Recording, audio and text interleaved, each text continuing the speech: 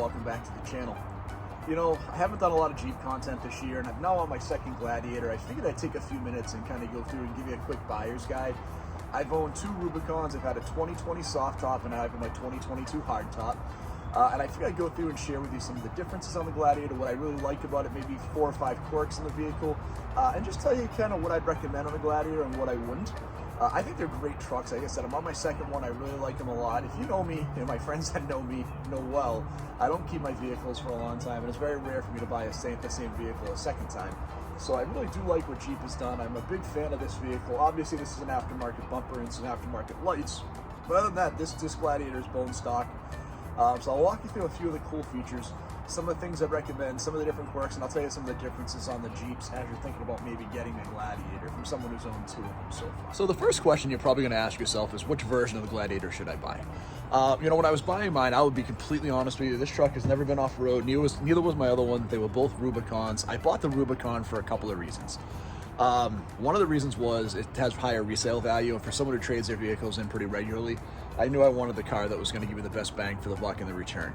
The flip side of this also is I thought the way it was equipped was really nice. Now, I will tell you, when I bought my 2020, the Mojave hadn't come out yet, so I had not had a chance to test drive it. I did test drive the Mojave before I bought the Rubicon here, and I'll talk about that in just a second because it's a great option for a lot of folks. But I like the Rubicon. Again, I think the Rubicon has the right name, the right cachet. I think people that want to buy a Jeep know what a Rubicon is, and I think there's a high desire for resale value, and I think you're going to get the best bang for the buck. I also think it actually rides really nice. I should tell you, before I bought these, I had a 2011 Jeep Wrangler Sport four-wheel drive, but four-wheel drive, 2-door, and that thing rode terrible on the highway. It was not a comfortable car. It was very loud. So as I was getting into the new ones, I was really surprised how comfortable the new Gladiators were. The longer wheelbase makes a huge difference in ride quality. You also get a ton of really nice features on these cars. I mean, they're still completely different than they were a few years ago. I love showing people at car shows, if I take the Jeep versus the Mustang, what's inside of these, because they're just so wildly different than what we had a few years ago, and they just ride so nice. I mean, it really is a luxury riding truck compared to what I had. I went from a 2018 Tundra Limited, which was the leather. It wasn't the Platinum, so it wasn't their fullest, highest end model, but it was a Limited with leather. It was a pretty nice truck, and the ride quality difference between this and that was worlds better.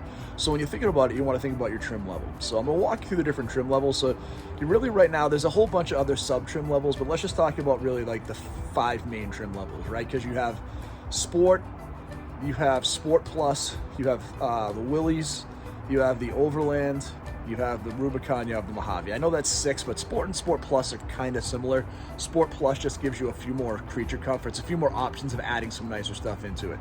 So the Sports is going to be your bare basic model. You're going to get the smaller screen for the infotainment system. You're going to get no front and rear lockers. You're going to get real basic all-season tires on steel wheels. It's going to be that good entry level. If you're going to build your off-road vehicle yourself, I think the Sport is a great option. And the Sport S just lets you get a little more creature comfort. You can upgrade to the 8.4 surround sound system like I have. You can get the Alpine. You can get the leather. You can get some really nice creature comforts in there that you just don't have with the base model.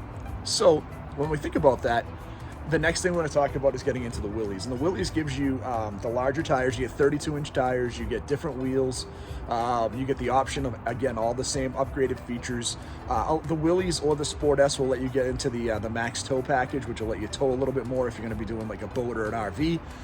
It's a really nice package. Now, the Overland is going to be more the upscale version of it, where you get the painted fenders, you can get the painted body, you get all that same stuff to give you the more comfort. It's really the Sahara. You think about the Wrangler Sahara, it's the Sahara version of the Gladiator, where it's more upscale trim, and it's designed to be more comfort. The Rubicon's going to be your most off-road worthy version of it. That's going to give you the front and rear lockers. It's going to give you the 33-inch wheels on the different wheels. It's 2 wheel packages on this.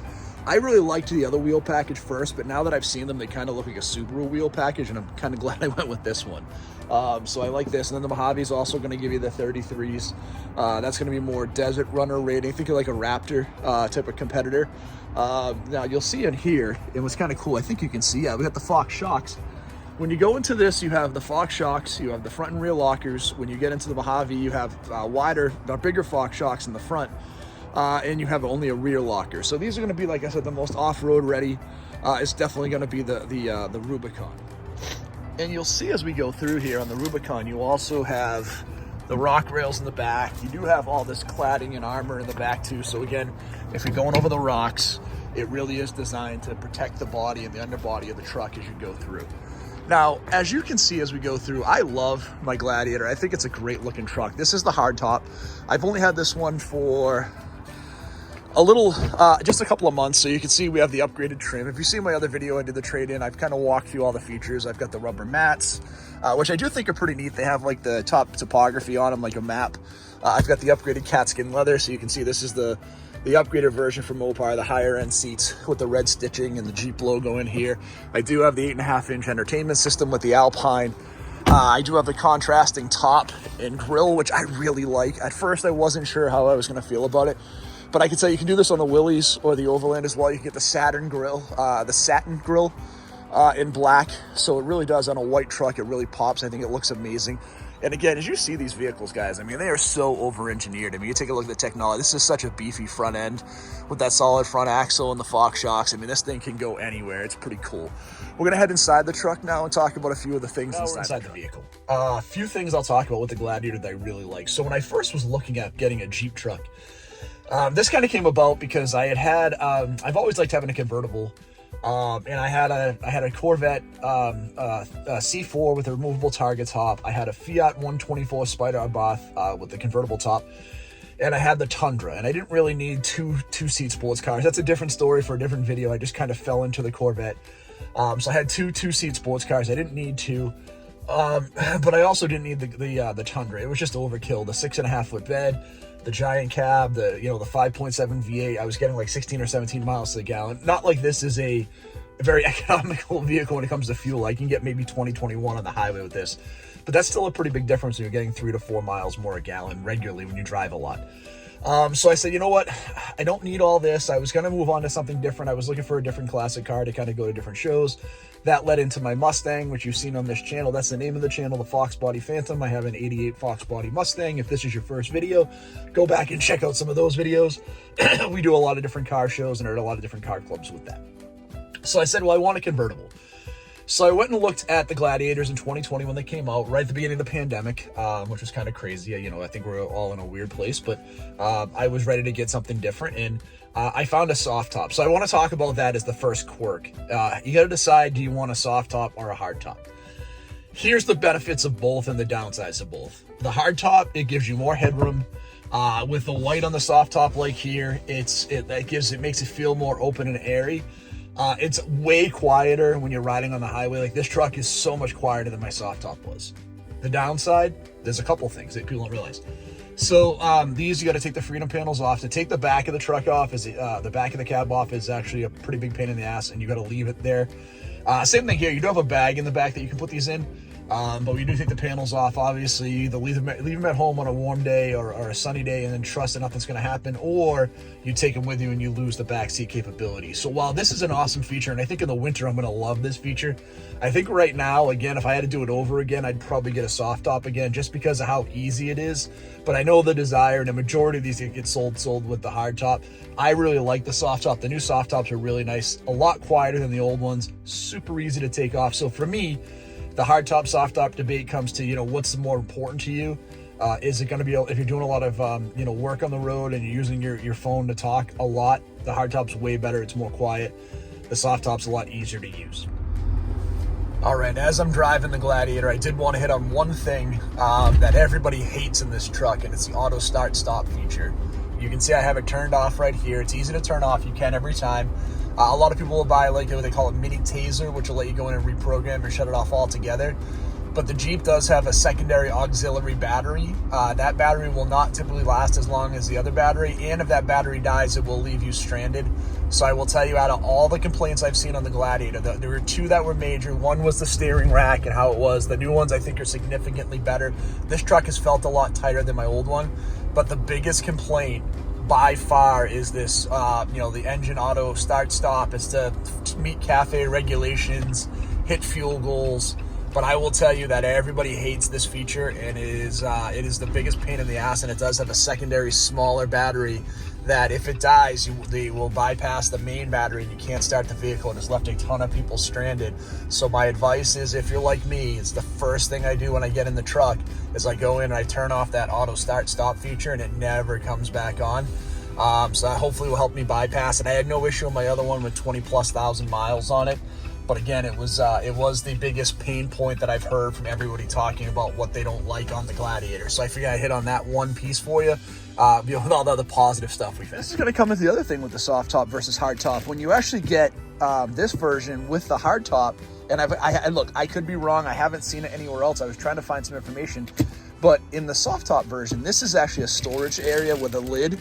And I have not seen that on the soft top. I saw the hard tops, because this is the storage area for the bag. So there is an empty space in here. So if the bag's out of here, you have storage in here. But on the soft top version, this was actually storage with a lid that you could use that I liked. So that was one of the other big features in here that I was going to say was one of the big differences on the quirks. Is just I did like the fact that you could, you had that storage area that with a cover on it. Now I haven't added in all my accessories in here because I have the bag for the hard top, which is a little different. You do also have the capability, these seats do come down, so there is a little bit of storage behind here. And what I do like that Jeep did is they have these nets, and then obviously they have these different tethers that can go into here if you have like a car seat. So they were pretty understanding of what people were trying to do, and they wanted to be, give people the ability to use the truck and as many capabilities as they have. One of the things that's interesting in this, and it makes sense with the sliding rear window, and this one does have a rear defroster and a sliding rear window. I don't know how much I'd ever use it, to be honest with you. I've had a sliding rear window in trucks before. I had it on a regular cab Dakota that was right behind me, so I used it all the time. Then on my Tundra, it was an automatic window, and I used it pretty regularly too for ventilation, for airflow. On this one, being that far back, I don't imagine I'm gonna ever use this window, just because it's not very practical for me. It just doesn't make a ton of sense. So while it's a nice feature, I just don't imagine I would use it a lot, unless I had something like maybe some 2x4s, some longer boards that I needed some space to come into the cabin that I would use it for. Now you can see with these, this is the Alpine system. It does have the really nice big speakers. It does have a small subwoofer in the truck, which is really nice, kind of a nice audio system. So you can see over here, we have our subwoofer that's built right in. Now, Jeep does give you the option of getting a Bluetooth detachable speaker as well. I've never opted for that. I mean, obviously with my regular job, working in the consumer electronics field is something I didn't really need.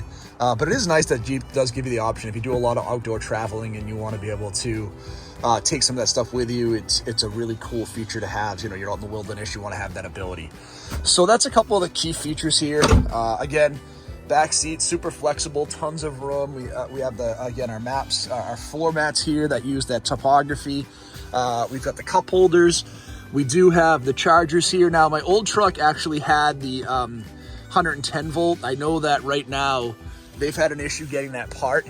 So the 110 volt I lost in the back of this one and in the bed, which I talked about in the last one, in my last video I made about, when I traded it in. One thing I don't think people realize, this does have a soft opening tailgate, which is kind of a nice feature on a mid-sized truck. And it is a good-sized bed for a mid-sized truck. I've held a full-size treadmill in here. Well, in my old one I did. I take my mountain bikes in here pretty regularly, so it's a really good utility vehicle. Obviously, we do stuff in the summertime. We'll break bags of mulch. I brought, all these stones over here we brought in. So I brought in different versions of landscaping stones. I just switched over from the brick to a different stone, but you can throw all that stuff in the truck. It is a fairly capable truck. Not a huge payload. It's like 1,200 pounds, and it'll tow like 7,000 pounds in the Rubicon or the max tow version. So that's kind of the keys to the truck, guys. I love it. If you're thinking about getting one, just think about a couple of things. What version of the truck do you want? So what's the trim level that's going to be right for you? If you're going to build it yourself, like the Jeep guys are pretty crazy. They like to build their own vehicles. So if you're going to build your own, I would say, go with a Sport or maybe a Willys. If you're going to, look for something like I have, where to me, again, resale value is really important. I love the style in the Rubicon as well. I think it's the best looking version of the truck. So I would recommend the Rubicon when it's in your budget. You're going to get the best resale value, the best performance, really good ride on road. And I think, again, it just hits all the boxes while having to put a ton of money into it. So that's my personal opinion. The other big one that you got to really figure out is, do you want a hard top or a soft top? I told you, the hard top is better from a practical standpoint almost every single way. It's quieter, it stays warmer, there's a ton of really cool features, but if you love having the top off of the vehicle like I do, I'm getting ready to go out and do a couple errands, and it's kind of cold out this morning. You probably see my breath in this video a little bit. I would still, if I had the soft top, have the top down today, because we're getting towards the end of the year here, almost November, and you don't have a lot of other options, so I'd pop it off. Now, to me, to run an errand for 5 minutes, I'm not going to take these Freedom Panel tops off. So that, to me, is a big demerit, but again, from a functional standpoint, it's way better. Now, again, my overall recommendation, a Gladiator is a great midsize pickup if you're thinking about getting one. I have no opposition to any of the other trucks. I think the Ranger's a really nice truck. I think the Colorados are fine. The Tacoma makes a great vehicle.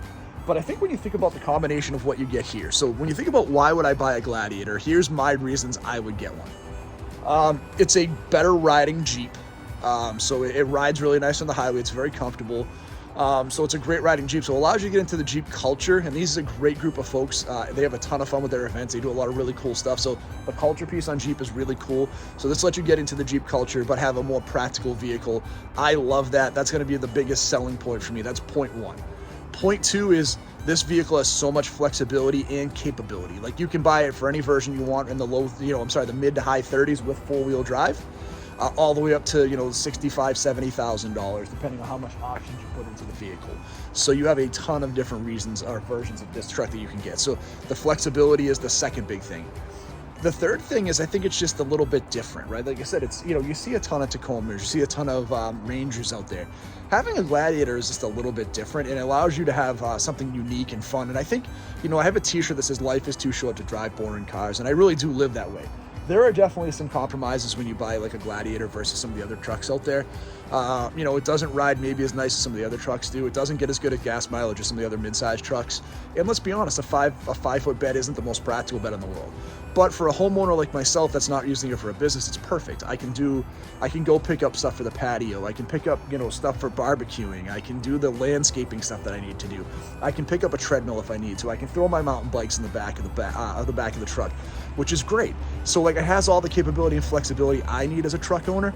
But I would tell you, it's unique enough that it's a fun experience. And again, you'll see here, I have my Jeep Fest shirt from a couple of years ago.